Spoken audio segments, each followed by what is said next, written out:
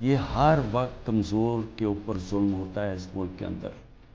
اور اگر آپ میرے سے پوچھیں کہ ہمارا ملک آگے ہی نہیں بڑھا تو حضرت علی کا قول ہے کہ کفر کا نظام چل جائے گا، لیکن اس طرح کا ظلم اور ناانصافی کا نظام نہیں چل سکتا. اللہ نے اپنے سارے جو پیغمبر بھیجے تھے دنیا میں، سب ایک چیز کہتے تھے، انصاف کے لیے کھڑے ہوئے تھے سارے پیغمبر. اللہ کے قرآن میں آپ پڑھیں انصاف کے اوپر کتنا زور دیا ہوا، کیونکہ انصاف سے ہی انسان آزاد ہوتا ہے، اور آزاد انسان کی پرواز اوپر ہوتی ہے، وہی خوشحالی لے کے آتا ہے. اب دیکھ لیں، جدھر انصاف ہے وہاں آزادی ہے، وہ خوشحالی ہے. جدھر انصاف ہے وہاں حقیقی جمہوریت ہے. جن ملکوں کے اندر انصاف نہیں ہے وہاں جمہوریت نہیں آ سکتی. میں آج اپنی قوم کو یہ کہنا چاہتا ہوں کہ میں تو جیل کے لیے تیار ہوں اور ہر چیز کے لیے تیار ہوں، لیکن میں کبھی اس ظلم اور اس طاقت کے حکمرانی کے سامنے کبھی نہیں جھکوں گا.